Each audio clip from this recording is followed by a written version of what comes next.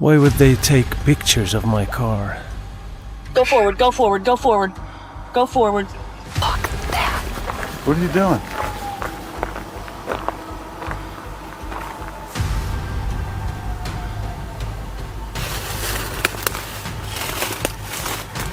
What is that?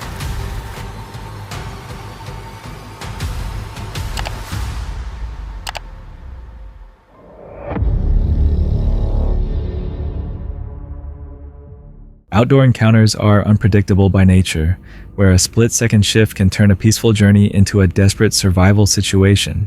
From finding fresh barefoot prints and hearing bone-chilling screams in the deep woods, to realizing you're being watched by strangers at a remote frozen campsite, the wilderness can hide terrifying secrets.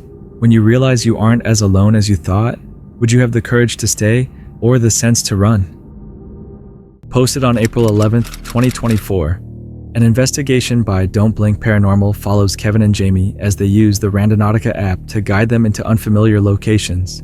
Motivated by curiosity and a habit of exploring remote areas, they allow the coordinates to choose their destination, only to find that the spot is not abandoned land, but a graveyard.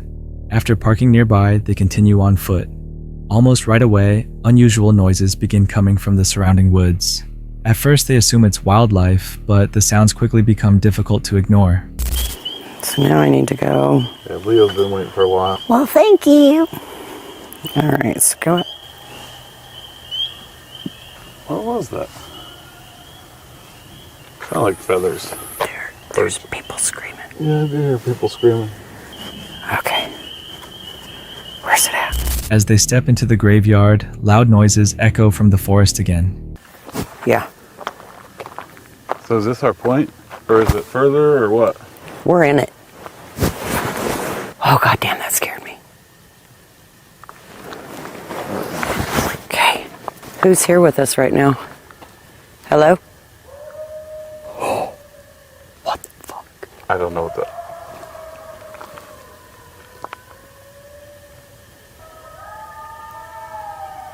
Fuck that. What are you doing?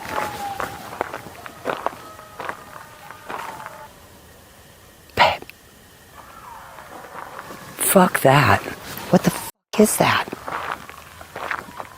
I don't know. Is that something eating something? What? I don't know. It's not on us.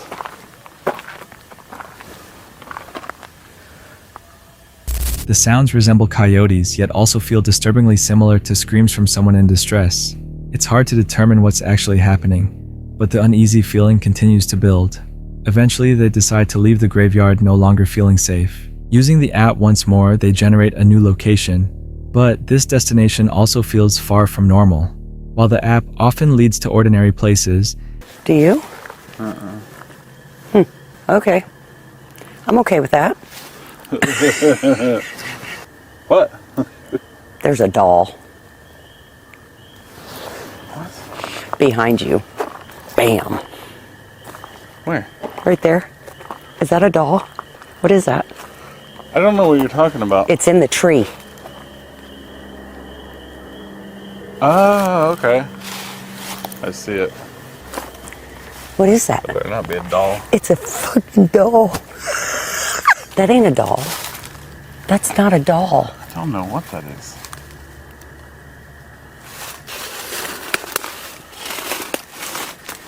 What is that? I don't know. What? What is it? I have no idea what that is. It's a weird looking thing though. Hey, what is that? What is it? It's holding something. What is it on? Oh, hell no. Oh my god. it sometimes directs people to locations that feel deeply unsettling. At times, it isn't the place itself that causes discomfort, but what people leave behind, objects arranged in ways that feel intentional and disturbing. Moments like this raise questions about human behavior in isolated areas. In quiet, remote locations, unfamiliar sounds and objects can quickly create fear. When you don't know who else might be nearby, small details feel much larger. Would you trust your instincts and leave, or stay to look for answers? A family was hiking along a narrow trail in the Amazon rainforest when the mother suddenly looked to her left. What she saw immediately stopped everyone in their tracks.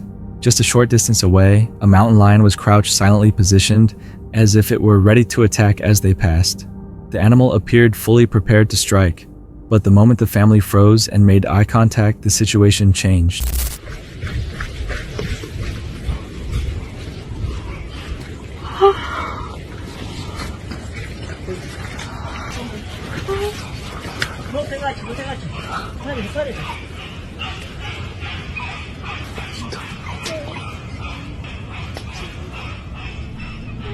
The lion seemed to ease back, and the immediate threat paused at least for a moment. The outcome could have been very different. Any sudden movement, shouting, or attempt to run might have triggered the lion's hunting instincts and caused it to give chase. Large predators often view children as easy targets, making encounters like this especially dangerous. Remaining calm helped this family avoid injury, but how many people would know how to react when faced with an animal like this? While many of our compilations focus on human threats, there are times when nature becomes the real danger. Snow and Kurt, a nomadic couple traveling through remote parts of Central America, in 2021 struggled to find safe camps as pandemic restrictions limited their options. I think we're going to go up here to this next beach, Playa Hermosa. Not sure if we're going to be able to stay there or not. And if not, we do have a place where we can come back here in scenario. So we're just going to go out and explore. Rhythm of the road, guys. Rhythm of the road.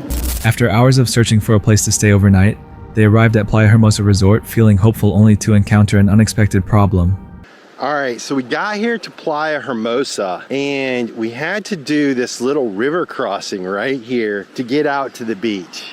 There's a family here, but other than that, we're out here by ourselves. We have a beautiful view of the ocean and the islands, but I have a little concern. I talked to the guy. He said there's no problem with the tide coming up to the van, but the concern I have is this river is getting higher actually fairly quickly. And so I don't want to get stuck on this island because if we get an unusual high tide, we're stuck. And I don't want that. I already told Snow I think we're safe on the island. Kind of running out of spots out in this area. So I got to go talk to Snow and see what we're going to do. But I just don't feel comfortable staying here. Watching it kind of go up, and it looked like all of a sudden it was going up pretty fast at kind of an accelerated pace. And you could see the little island out there right there. And there's water on that side. So we literally would have been stranded on an island. There hasn't been any tsunamis registered, but there has been a lot of activity. And my fear was that if something happened, we'd be stranded out there. Not a smart move. So we're out of here. As conditions around them began to change, they became increasingly aware of the risk. Yeah, so the adventure continues and takes another turn as it starts pouring down rain. So, routine police checkpoint. Still looking for a can spot. Nothing's changed. Recognizing the danger, they chose to abandon the scenic location and continued their journey along rough and isolated roads, hoping to find something safer. As the night progressed, the weather steadily worsened. The trip took another turn when heavy rain began to fall, soaking the roads and reducing visibility. Parked up here at the top of a waterfall, beautiful vista, and all of a sudden it started pouring down rain. Coming down the road that we were in, the waterfall, the whole river started rising. You're not out yet, Curdy. We are not out yet. We got to get out, but I wanted to show you guys what's going on. We are in a river. We are going. Several hours later, when the rain appeared to slow, they came across a striking location near a waterfall. At first it seemed promising, but the situation quickly shifted. Water levels rose quickly, forcing them to act fast. Darkness and heavy rain reduced visibility, and a single mistake could have sent the van into the flood or into obstacles hidden beneath the water. Once you get, I need to pull forward and back out, right? I got to look at it, hon. Okay, you want the umbrella? Forward or backwards? Well, I don't know what to do. Would we better just pulling up in there, right in here? Snow, help me, Joe. Okay. Yeah, I don't need suggestions. I need help. You got to look in the mirrors. It's just a short gap on the road before it turns into the road again. You gonna try to back out or turn around? I don't know, hon. I'm just going. Okay. Oh fuck, Curdy. I don't know. help. Don't panic. Help. I'm not. Help. Mirrors. I need. Maybe Don't let me hit it. Don't let me hit it. All right, so you need to turn back your way. Turn back your way. Turn back your way. All right, straight. You got 2 or 3 feet on my side to get around this tree. You got 3 or 4 feet now. You're around the car. You're around the car. I gotta get closer. I'm just killed the tree. Okay. Keep turning. Now back your way. Straight back. You're good. You're good. Straight. Or you can come my way if you need to. Alright. Oh, fuck. Okay, you're gonna pull up on a grass island. You're on a grass island if you... Okay. But make sure I don't hit nothing, hon. You're good. Your way a little. We're getting into the people's yard. Straight. You can go your way a little. Alright, up on the road. Although the most intense moment had passed, they were not completely out of danger. I can't see on your side. I don't have the case to put this away. Stop! Go forward. Okay, turn left. Just go right up here into these trees and stop. Okay, stop. In case we did anything to the van, we should stop. I need to get up here. I want to get up a little farther forward. Had they waited only a few minutes longer, they likely would have been trapped with their van overwhelmed by the flash flood. Flash floods can form with little warning, especially in coastal or mountainous areas during the rainy season. When traveling in remote areas, how do you know when it's time to leave before warning signs become life-threatening? In March 2025, the creator behind Rob Call Nature set out to explore a remote location marked as Viking Tomb on a digital map. With almost no photos or information available online, he didn't expect the mystery to begin before he even arrived. He drove as far as the road would allow, but with the site located deep in the forest, he had to leave his vehicle behind and continue on foot. After hiking for a while, he glanced back and noticed several people stopping to take photos of his car. You search on Google Earth. If you get close enough to the terrain, by pure luck, in the middle of the woods, suddenly popped up a point of interest, Viking Tomb. So I clicked on it. Only one picture taken from that we have to visit. I just parked my car on the closest road to this place.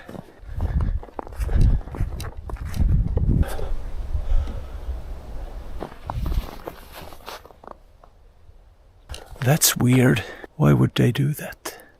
That really bothered me. Why would they take pictures of my car? So we have to head due west. When I unpacked my car, there drove a car by. They slowed down pretty much when they saw me. And just now, before I left the road into the woods, took a picture of my license plate. Maybe it was the landowner. Maybe they thought I was a poacher. The moment felt strange, but he chose to continue without giving it much thought. After a long walk, he finally reached the Viking Tomb and decided to hang his hammock nearby. As he set up camp, snow began falling slowly, covering the forest and creating a quiet, almost unreal atmosphere. Nowhere.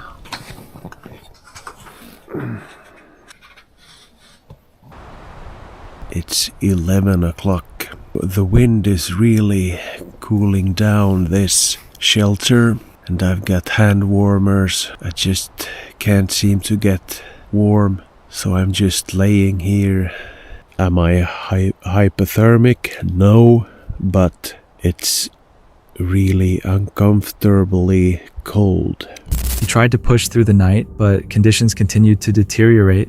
Temperatures dropped rapidly and the cold became harder to manage. After thinking it through, he realized it was no longer safe to stay. Spending the night would be too risky, so he chose to abandon the camp and head back to his car, planning to return another time when conditions were better. When he eventually reached the vehicle, he noticed fresh footprints in the snow around it. The footprints were immediately unsettling. Well, I found her. My princess in shiny armor. Well, someone has been interested in my car. These are not my footprints.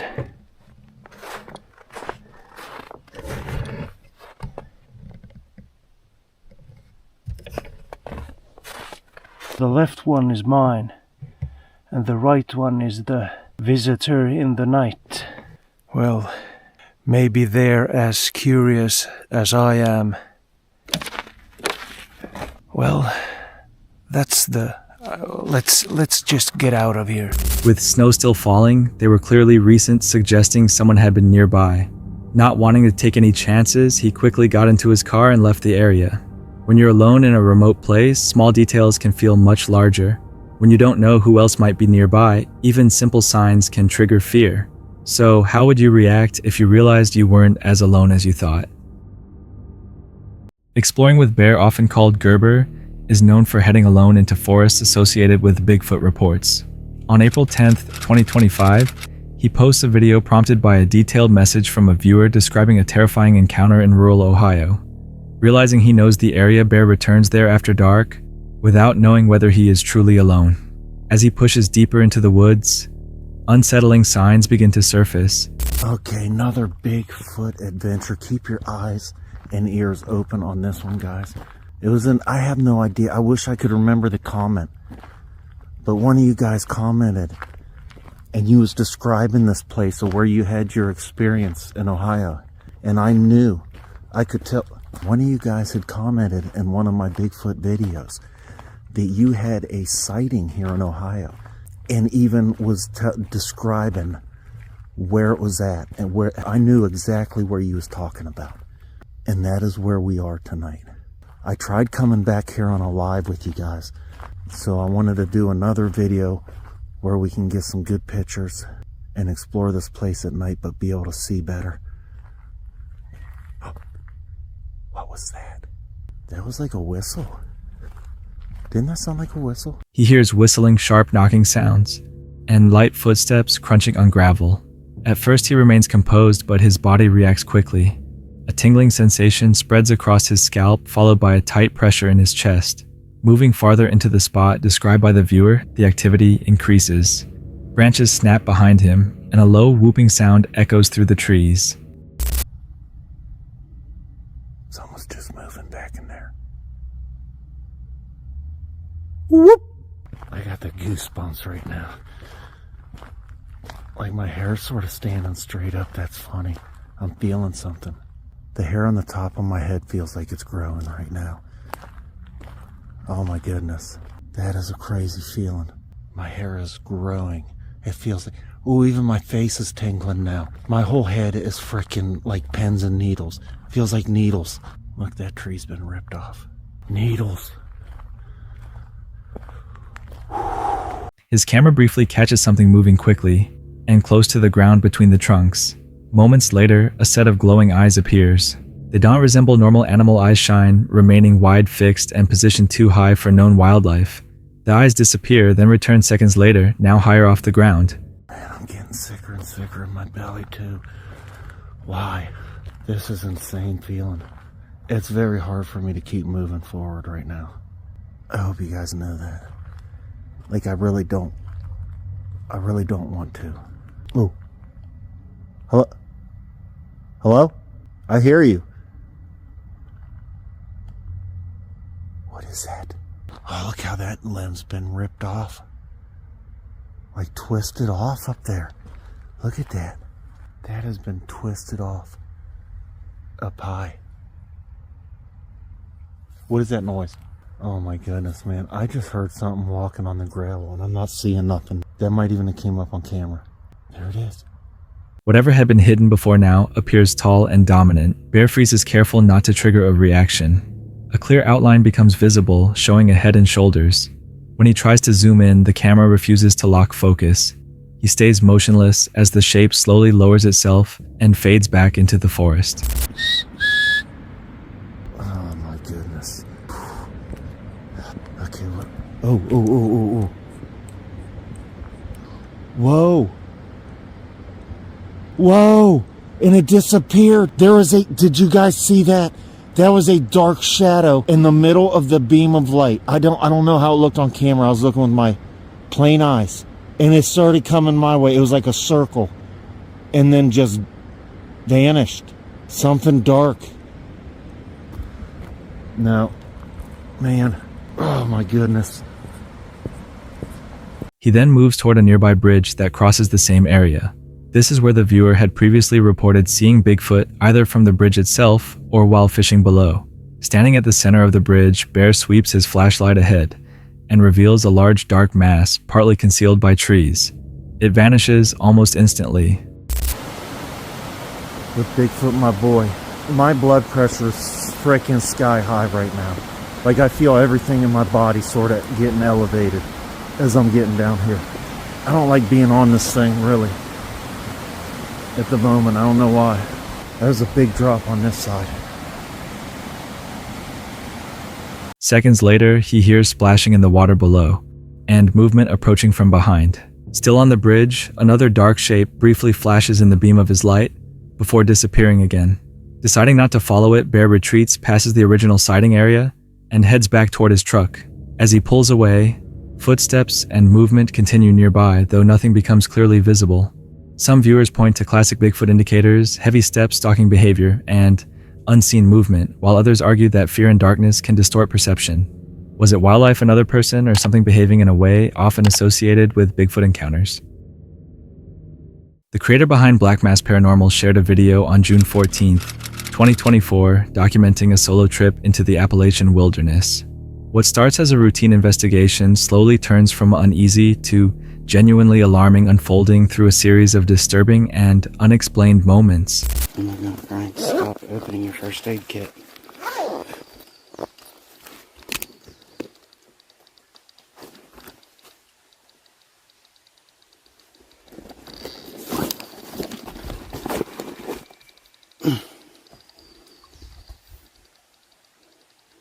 Jeez. Lee, stand. Okay.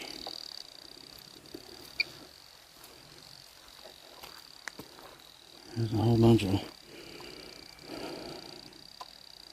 Holy shit. That's a fucking footprint.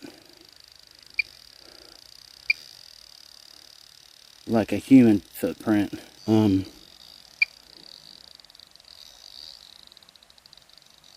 mean, there's no doubt that's a human footprint. Where a human footprint should not fucking be.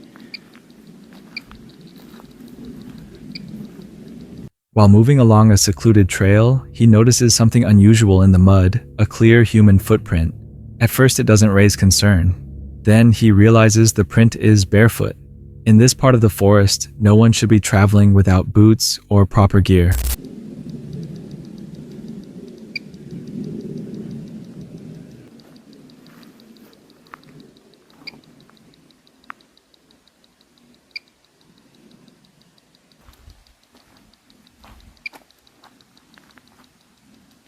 I've got movement over here.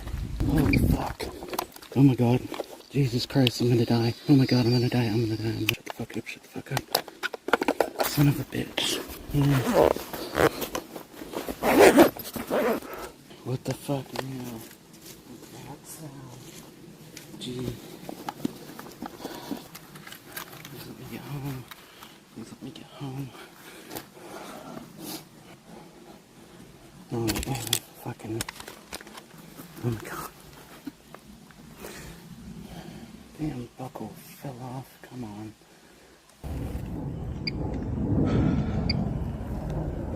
You know, at this point, like, I don't really, my gimbal's not working at all. I started getting more lightning strikes. Let's see exactly where it's at now. You know, those, we are at 31 strikes. What causes that? You know, I don't know. Soon after, movement rustles through the nearby brush. Without warning, a deep, harsh scream, closer to a roar than a shout, erupts from the woods. The sound is powerful and close enough to rattle him. He immediately decides it's time to pack up and leave. Pretty scary day. You know, there's nests. I swear I just saw something like looking at me behind the tree back there.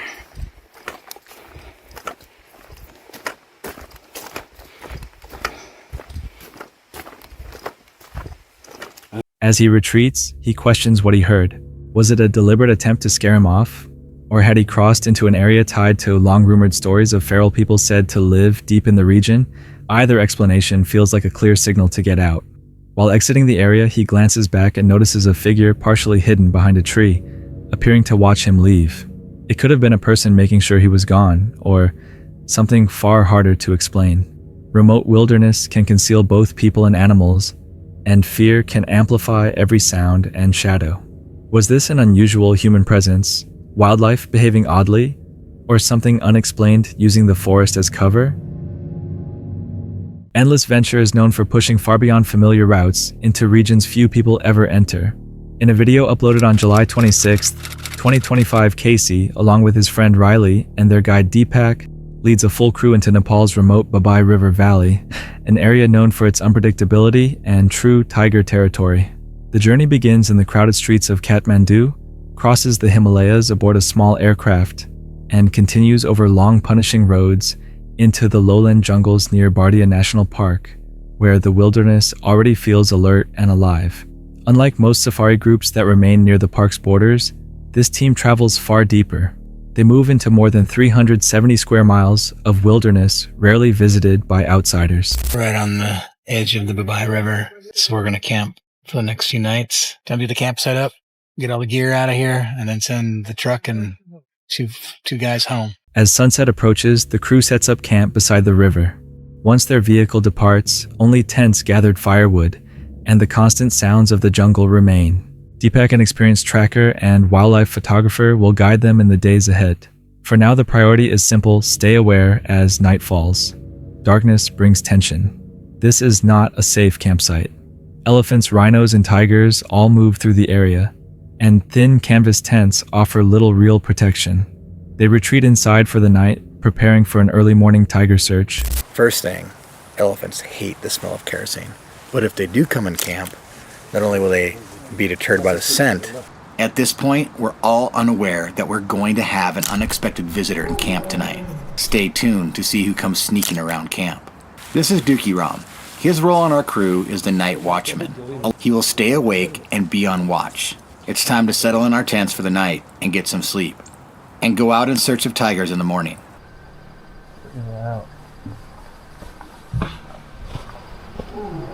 Two of them. Hear that? That's tigers calling to each other.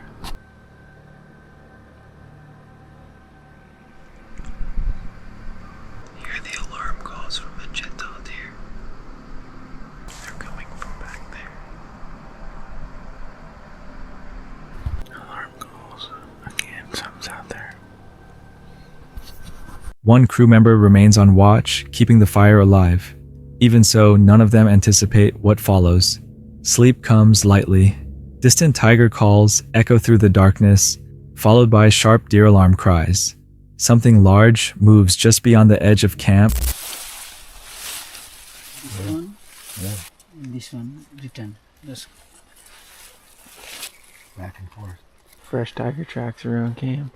Walked back and forth. So tiger came into camp last night, saw the camp, turned around, and then walked back out that way. We heard some chital deer calls over in this direction too. It's crazy to think that last night, while everybody was sleeping in camp, and our night guard was probably right there by that fire, just there in the tall grass, a tiger walked up, looked at our camp, probably watched the night watchman walk around or stand by the fire, and then just snuck off. Close enough to be felt but not seen. By morning, fresh tiger tracks circle the campsite. The animal had approached, observed, and left without a sound, a clear reminder that they are only guests here. At dawn, Casey, Riley, and Deepak follow the tracks through wet mud, some still newly formed. Their own footprints intersect with a tiger's. Soon, a massive male tiger steps out from the riverbed brush, standing calmly in full view. With so few Bengal tigers remaining, the encounter is rare and unforgettable. The Babai Valley demands awareness, respect, and restraint, revealing that true power in the wild often moves silently, watching long before it acts. Predators like tigers frequently observe before deciding what to do, and the tracks suggest evaluation rather than aggression. They were incredibly fortunate it chose to move on because a different response could have ended very differently. That's it for tonight. Which moment creeped you out the most? Drop it in the comments. Have your own story? Share it with us, and stay tuned. The next one is even darker.